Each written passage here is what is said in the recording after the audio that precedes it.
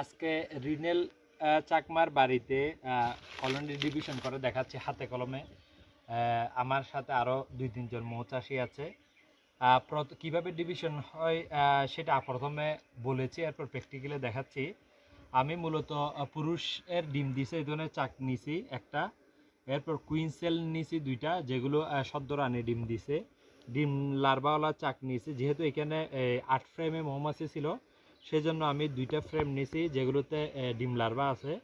এই ধরনের নেওয়ার পর ডিভিশন বক্সে দেখা যাচ্ছে যে ফ্রেমগুলো তোলার সময় মৌমাছি কম ছিল, সেজন্য আরেকটা ফ্রেম নিয়ে এখান থেকে মৌমাছিগুলো এখানে দিয়ে দিচ্ছি আস্তে আস্তে, ও উপরে বসিয়ে রেখে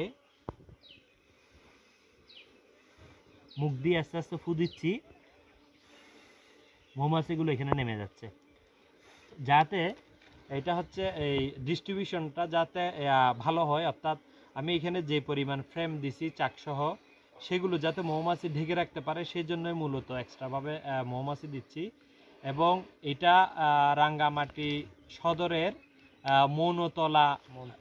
মনতলা গ্রামের একদম ভেতরে প্রায় আমি এখানে 5 কিলোমিটার হেঁটে এই গ্রামে আসছি প্রধান সড়ক থেকে। এখানে এসে রিনেল চাকমাকে আমি হাতে কলমে শিখে দিচ্ছি। পাশে এখানে অভিজ্ঞ মৌচাষী আছে। দাদা, আপনার নামটা বলেন। ভাগ্য কুমার আছে, উনি আগে করছে। এছাড়া আমি ওনাকে সাথে রাখছি এবং ওনাকেও আমি প্র্যাকটিক্যালি দেখাচ্ছি কিভাবে ডিভিশন করতে হয়, যাতে পার্বত্য এলাকাতে আর রানী মৌমাছির কোনো অভাব না হয়।